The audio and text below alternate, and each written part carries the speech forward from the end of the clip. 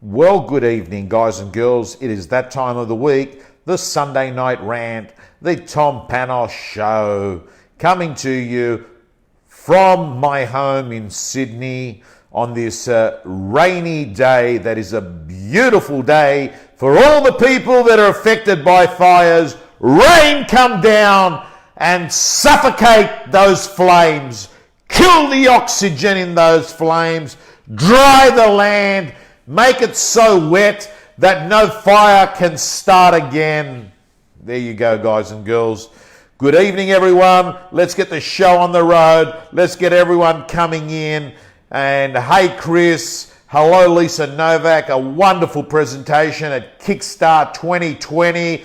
And by the way, all real estate gym members are getting every presentation right across the country being inserted into their gym.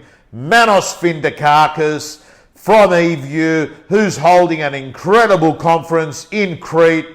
Guys and girls, check it out. In fact, Manos, put the link in the comments below, because in the 25th or the 26th of June, man, we're heading to Crete. I'm 95% certain I will be going to the conference in Crete. I'm going to make up my mind very soon, making sure that my diary all works out. But it is a wealth, health conference, not a real estate conference. And it's such a beautiful part of the world. So I'm going to follow the sun in June and head over there. Hello, Malik. Good to see you, my friend. Good to see you. Only a year ago, you hit the limelight with that great award when you'd won that award, Best Agent of the Year, that SQM had put together. Chris was kind enough to give me a Borussia Dortmund jersey at my Kickstart. Thank you so much. Love that team. Guys and girls, what a week it was. What a week it was. 9 conferences, started in Sydney, went to Melbourne, flew to Brisbane, flew back to Melbourne, flew to Adelaide, flew back to Sydney.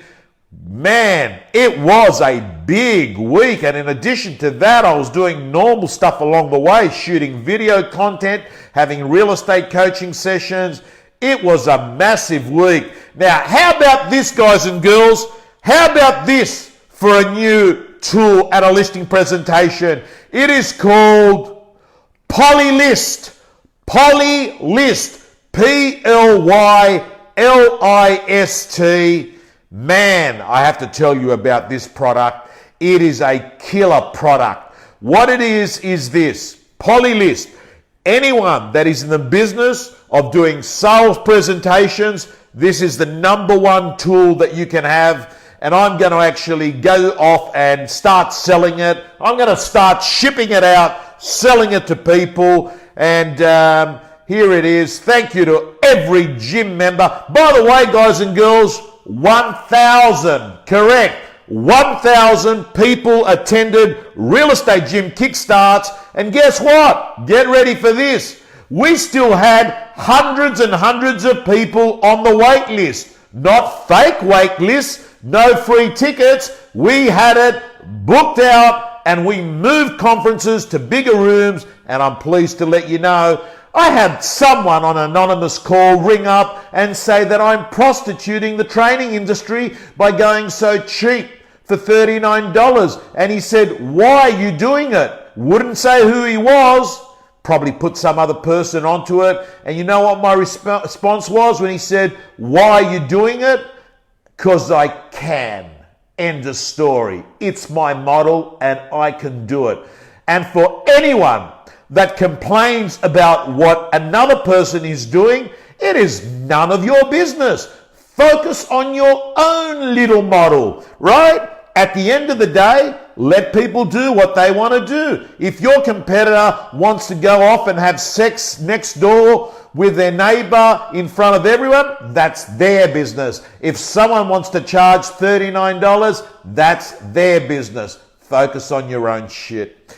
Anyway, guys and girls, so here's the tool. Here is the tool. Paul, there's Paul. Paul's become one of my favorite agents from Morris Kleeman.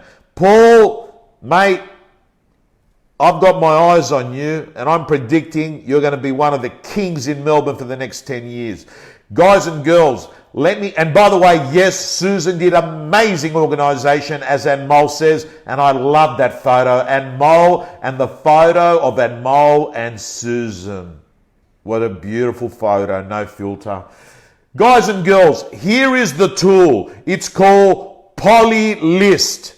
And what it is this. You go in, you do a listing presentation, you tell the owners how long it's going to take to sell, you tell the owners what price they're going to get for their property, you tell the owners how confident you are you're going to sell it, you tell them where you're going to advertise it, and then what you do is you pull out a polygraph. That's it. I only had that brain explosion tonight. What if at the end of every listing presentation, a vendor would put out a polygraph, right? They pull out a polygraph. So everyone does their talk, and then you got to go sit a polygraph, right? And polygraphs go for like about 6-7 minutes, and then you can work out who was bullshitting, because you'd have the polygraph questions to be, will you achieve the price you said to the owner? Will you get it sold as quick as what you said? That's what I think would be a killer tool, a polygraph. Anyway, guys and girls, I've got to say to you, I'm so upset tonight. I found out that my personal development virtual coach, call him, because I don't have any contact with him, but the person that has influenced my mind the most, Dr. Jordan Peterson, has been suicidal. You would never pick it. You would never pick it. Dr. Jordan Peterson's daughter has released a video on YouTube to inform all his followers that he has been under enormous press and stress. He was trying to get off a anti-anxiety, antidepressant drug, which I didn't know he was on. So there goes to show, when you've got a personal development thought leader, motivation speaker doing the circuit, was on a mild dose of antidepressants, anti-anxiety pills, tried to go off it, and had a reaction. He's now in a Russian rehab clinic, and it appears that he will make a recovery, but it will take a tremendous long time. I think that my thoughts are with Dr. Jordan Peterson, whose wife, by the way, last year also got diagnosed with terminal cancer. So, a couple of things. Firstly, my thoughts and my prayers are going to go to him. Extraordinary guy. The second thing I was going to say is that even the people that are sitting there writing a book, 12 Rules for Life, even a person who is known as one of the most articulate, intelligent psychologists, in fact, are suffering silent lives of desperation. This hopefully is a lesson to anyone that's watching this, who may also be suffering anxiety and depression. You're obviously not alone. And I've said it before, the real estate industry is actually peppered with people for lots of reasons, our industry. So don't feel like you're the only person on the planet with a unique set of problems that no one else has experienced. That's probably one of the most important things that you need to grasp when you are in a tough situation, that you are not the only person on this planet. There have been millions before you that have had that problem, and there will be millions after you that are going to have that problem. And in fact, you're just one of millions, right? So, guys and girls, that's what I've got to say. And I have to tell you, like a few years ago, right, when I'd had my second relapse, you guys would never have picked the pain and suffering that I was going through, my own turmoil and my own stress of not knowing whether I was going to live or die. Because, I mean, how many cracks are you going to get at cancer, right? And I would tell you, I would get on this show and I would fake it, and I would say that most people would have actually not have picked it up, right? But what's interesting is that apart from mentally coping with the fact that you had an illness that was considered not curable, in addition to that, it was the physical issue of the drugs. You see, when you've got cancer, they give you poison to kill the poison. And what actually happens is the poison just doesn't kill the poison. It actually kills everything. And my cousin Vlad is on, who did a superb performance. And if you haven't got a ticket, April 5th, he is playing in Sydney. Get onto it, 75% sold. So it's the poison, the mental poison and the physical poison that you get when you are going through chemotherapy, which is a terrible thing to be going through. But here's the point, guys and girls. The point is, you'll be shocked at what you can actually handle. You'll be shocked. And one of the gifts of suffering is that when you come out of suffering, what happens is you've got this big victory that says, fuck, I did that. And what actually happens is the next thing that comes at you, you said, I already smashed that. What's coming next, right? And as Dimi Papadopoulos says, psychiatric drugs are the same poison. Well, here's the deal. Here's something that I'm vocal about. I'm vocal about that these drugs that Dr. Jordan Peterson's on, and they're actually reported in the video that you go watch on YouTube. If you actually go put it in on YouTube, you'll see that he was on some sort of benzodiazepine or benzoid or some depressant, and they hand these things over the counter. You get a prescription from a doctor, you go over there, they give you these things. And people, you get addicted. The guy's in a Russian rehab clinic trying to wean off him, right? Because he tried to get off him and the guy nearly fucking died. So here's the point of the story. You've got drugs like cannabis that grows out, it's a bloody herb, a grass, right? A grass that comes out of the ground, and people freak out over it, and yet they're giving you these addictive drugs over the counter. I don't understand that. And for God's sake, please don't anyone sit here on this video and think, hey, Panos the pothead. I actually think that dope is the worst thing for productivity. I think that dope is extremely overrated as a social drug. But I've got to tell you, there's a lot of people taking antipsychotics that could probably have a crack at medicinal cannabis with a medicinal cannabis expert guiding them away. There's a lot of people that are taking bloody various sleeping pills because they're lying in bed at night, going over their head 99 problems, and then they wake up in the morning with about an hour and a half sleep, and they're trying to get through the day, not only stressed and anxious, but tired and sleep deprived. And I just find it bizarre. I just find it extraordinary. And I'll tell you straight, there were so many times over the years you would not have picked it, where I was nauseous, where I'd lost my appetite, where I was vomiting, and the answer was very simple: medicinal cannabis. And as soon as Australia takes the leaf out of what's happening in other countries, the sooner we're going to stop having people bloody addicted to stuff like Valium and all these other antipsychotics and antidepressants. Anyway, guys and girls, let me show you what this thing is here. See this thing here?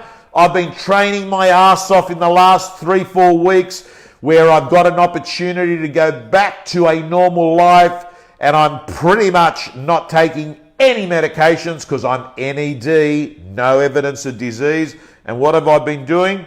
I've been training up the road with this thing called Orange Theory. Let me just show you what this is. So this thing here, simply just goes, let me put that there. This thing here goes here on my arm, right? And then what happens is there's a big screen that gets tuned up and it picks it up, and what you do is you train for an hour. And what happens is everything is counted and you train to zones.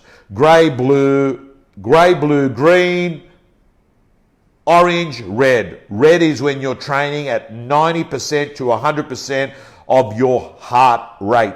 So this morning I did a personal best, 930 calories in a 55-minute class. 930 calories in a 55-minute class. High interval training. You're just smashing it, right? So, what are the three things that you're on in an Orange Theory class? You are doing the treadmill, right? And you're going full out. So they say full out, push, base. Base is where you drop it back and you're sort of just cruising along. Push is where you ramp it up. And then all out is just going for it. You know, you're doing the Forrest Gump run, right? Then there is rowers. And rowing is behind the treadmill. So you go rower, treadmill. And then the next thing is, my cousin Vlad, you watch what I'm going to do. I'm giving myself 8 weeks to get back to where I was, right? And I'm probably being ambitious, but guys and girls, I love it. Yes, Cameron, going for a surf, go to nature, agree 100%. Today's not the day to be doing it because it's raining. Anyway, so guys and girls, what are the other things? The other thing is, so it's treadmill, rower, and then it's the weights room. And you're always alternating. There's only 24 people in the class max, and you can't bludge because your number is there constantly looking at your face. So guys and girls, that's what Orange Theory is. Let me move on and share with you 4 things I've watched on Netflix in the last week or two that have had incredible lessons, and I'd love you to watch these 4 shows on Netflix. Here they are. The first one is called Bikram. The first one is called Bikram. And Bikram is in fact the name of the guy that invented Bikram yoga. Hot yoga, right? Where you go into a studio at around 40 degrees. There's one down the road from my house actually. And guys and girls, I've done it quite a few times. It is torture. It's a 90-minute class that goes in 40 degrees heat. And what it does is you're doing 12 poses. So Bikram, the movie, but is about the fact that the guy that invented this, an Indian guy who became a multi-millionaire because he pretty much ran a cult, if you'd like, or a very closed franchise business. So you had to get his permission to have a Bikram studio. So wherever you hear the word Bikram yoga has come from the man Bikram, who also got charged with rape. So you got to watch the documentary. So what he would do is, he's one of these guys that had charisma as a yoga teacher, but, you know, a little bit of the, let's call it the Bill Cosby type thing, you know, like to extend a hug and make it more like sexual rubbing, if you know what I mean. And he did this to a number of people, used to hold yoga training and then try and hit on to the hot yoga girls that were learning to be a teacher. And Susan, who has been quite incredible in the last 2 weeks with the amount of work she has pumped through, told me that her understanding of the show Bikram, and she only mentioned this to me this afternoon, is that a lot of people were struggling. A lot of people were struggling with Bikram because they love Bikram yoga, but they hated the fact that this guy was deceptive and in fact was a sleazebag and in fact used to rape girls. So they had this, you know, they've got this problem that on the one hand, Bikram yoga had changed their lives, but on the other hand, they struggled that this man was in fact a fake sex rapist. So let's go over this. What's the point of this? The point is this. You can actually love Bikram yoga, right? And still not feel like an idiot for liking it. You can actually love Bikram yoga and not identify with him, right? Just in the same way, you can actually live like a Christian, but actually not identify as a Christian. And I think that people struggle with that concept. They feel like they've got to have, they feel like, how do I explain this? They feel like, hey, it's got to be binary. It's got to be the whole package. Like, for it to actually be good, he can't be a sleazebucket, right? But guys and girls, man, if you love Bikram yoga, right, it doesn't matter whether you think Bikram was a rapist, which he was. Man, you do Bikram yoga. End of story. So watch that movie. Great movie. The next one I want to talk to you about is called The Mind of Aaron Hernandez. The Mind of Aaron Hernandez, and by the way, all of these are true documentaries, so they're actually not fictitious movies. If you haven't seen this one, I'd love you to see this movie. It's called The Mind of Aaron Hernandez. Now, Aaron Hernandez, which I didn't know, is pretty much, in the last 20 years, the greatest or second greatest American football player. He played for the Patriots, and he'd been signed for 40 million US. And what the story is about is how this guy had an incredible double life. Like, this guy was the star player, the best of the best. Like, this guy he was the Michael Jordan of American football. Do you understand what I'm talking about? The American football player from the Patriots, the mind of Aaron Hernandez. But Aaron Hernandez used to, at nights, go off, take drugs, party, lose his temper, and kill people with a gun. Kill people. He murdered people. Aaron Hernandez. And it was the most bizarre. No one could expect it. In sport in Australia, it would be like who's the highest profile football player at the moment in Australia? It would be, who is it? It would be like Tedesco. It would be like Tedesco going out there, or it'd be like Ablett in the AFL, right? That would be playing, but at night, he was going off and he was murdering people, and then he gets caught. Anyway, the long and the short of it is, what this movie shows at the end is that he was a very angry person, and he was not calm, and he was a paranoid person, and he had pent-up hate. And what comes out of it is that he had never come out of the closet, and that when he was young, it was known by a few people that he was gay. And this was a classic situation of someone that was struggling with his sexuality. That's what I took out of this movie. And in fact, in one of the scenes towards the end, he says to his lawyer in jail, eventually he committed suicide, by the way, he committed suicide in jail. Eventually, in jail, he says to his lawyer, not long before he suicided, do you think that gay people are born gay, or do they become gay? And is there anything you can do about it? And this is a classic scenario of when you've got a problem with your left knee, often the issue is the right hip. And I'll say that again. I've plagiarized that from Goggins. Often when people have a problem with their left knee, it's the right hip. And this is a classic situation where this guy had to really strip down his life and get to the source of his problem. Get to the source. And for many of us, we have problems that we address, but we're actually addressing the left knee. We're not actually addressing the source of the problem. And that's why I urge everyone to learn some basic psychology and attempt to become their own life coach. or at least look for a professional psychologist and not some failed salesperson who has rebranded themselves as a coach. Let's move on to the next movie.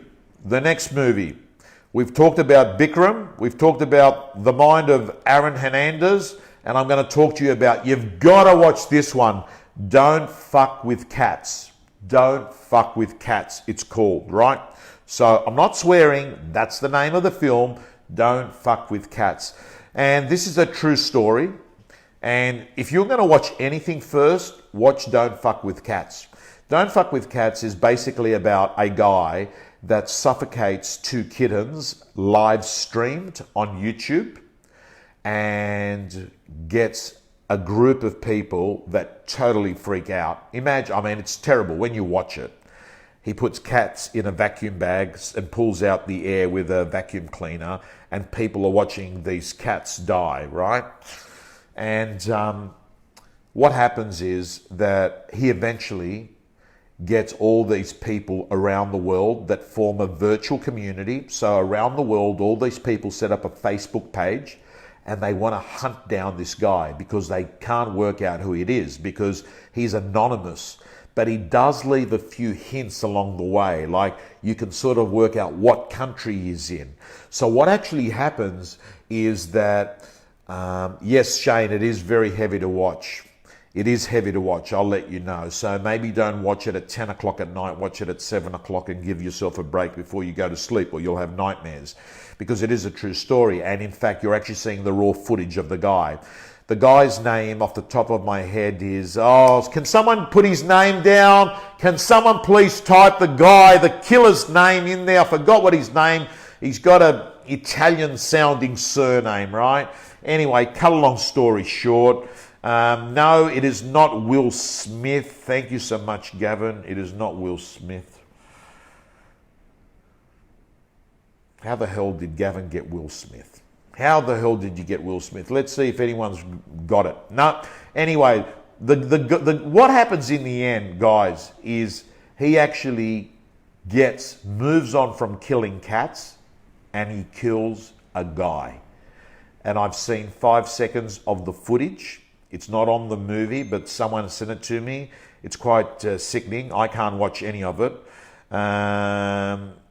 So, guys and girls, he eventually kills an Asian guy who he meets on an app. It's not Tinder, but it was a dating app. Luca Magnotta, Russell Jarvis, thank you so much. Catherine Ward. The guy's name's Luca Magnotta, and what Luca Magnotta does is this. He actually advertises for a guy, meets him. So the guy was gay. The guy meets him, takes him to his room, ties him up and starts sawing him his bits off, puts him in a plastic bag, and then live streams this. So this whole community goes crazy. And you know what happens? The cops then get involved. But what do I get out of this movie? And again, thank you, Susan, for giving me the analysis. What do I get out of this movie? The power of a community. The power of a community. Watch the movie Concussion with Will Smith. Gavin, I will watch that. The power of the community. The community was able to take him down. The cops didn't take him down. It was the community. And that to me says communities are powerful. Don't underestimate what a strong group of willed people that have got a common goal can achieve. And in the world that we live in, where you can actually have a community that far exceeds that of the 3 streets surrounding you, we are connected. Like if you think about it, we are now connected all over the world because of online. But I have to tell you, the way I see it, yes, Susan, maybe Susan should be doing this rant. The way I see it is this. Like, we are connected. Like, I know 100 people that know 100 people that know 100 people that know 100 people. So if you really think about it, we're like neurons connected to millions of people. So you always do your best to that one person you're talking to, because that one person you're talking to knows 100 people who knows 100 people. And then one day, 5 years later, someone rings you up, which you don't know, and they say, I'm giving you a call because I know such and such person, and they tell me that, you were really really helpful for them. So guys and girls, you know when people talk about prospecting, let me tell you, the next person you meet is that big prospect. Guys and girls, the last movie I want to talk to you about is Confessions of a Killer. And Confessions of a Killer is another extraordinary film about a guy who's about to get sentenced for murder. He then says in the court, well, you might as well sentence me for the other 100 people that I killed. Did you hear that? For the other 100 people I killed. Ends up, true story, that he's killed 360 or 370 people. Guys or girls, 370 people. So what happens? The Texas police befriend him because they want to actually go off and solve all these unsolved murders, 370 of them. Get ready for this. 370 murders that he confesses to, and for the next few years he's taken around the country where he helps the Texas police explain each murder. But what happens is the Texas police, what they do is they're giving him the information and getting him to confirm whether he actually did that. And he's agreeing to everything. Guys and girls, guess what? He hadn't murdered him. It was all bullshit. And then he gets the death penalty and he's on death row. Guys and girls, I have to say to you, man, what's the lesson in this film? What's the lesson in this film? Confirmation bias. You see, the Texas police wanted to bring a close to all these murders. So what they were doing is they had confirmation bias and they were just making it easy for him to say yes. They wanted to bring closure. They had their blinkers on, and we do that as humans. Guys and girls, they're the 4 things I watch. By the way, I've had a lot of people saying, oh, Tom, don't you watch comedies? I certainly do. But nothing's funnier than watching My Cousin Vlad, particularly when I can watch him live. There's so many people I like watching. Sebastian Maniscalco, I love watching. By the way, you'll notice those 4 films I talked about, they're all true. The only things that I like watching in terms of serious stuff are docu-series, right? I love watching comedy. My favorite comedian at the moment is Sebastian Maniscalco. He is the best, and you got to watch him on Netflix, guys and girls, because I got to tell you, yes, that's right, Imi. His name is Henry Lee Lucas. That is Confession of a Killer. And Imi, I look forward to seeing you on Wednesday where we've got those 2 realestate.com events in the western suburbs of Sydney. Go to Harvey Bay tomorrow. Then I've got Phil Harris Real Estate on Friday in Adelaide. Guys and girls, you have a good week. We've got so much coming up for you, real estate gym members. Excited with some of the content that's going in. Look out, every presentation from Kickstart is going in there, including John McGrath's great Prezzo, Lisa Novak's Prezzo, Pilios, Chris Gilmore. Of course, we had that beautiful presentation from all those agents in Queensland. I got to tell you, those presentations in Queensland were fantastic. Guys and girls, I'm not going to, every presentation, the Adelaide presentation, John Nicholas, all the 2 girls in Adelaide, I'm not going to go single off. Every presentation we had was super. Guys and girls, you have a great week, and thank you, God, for this wonderful rain that has come down and has choked those fires.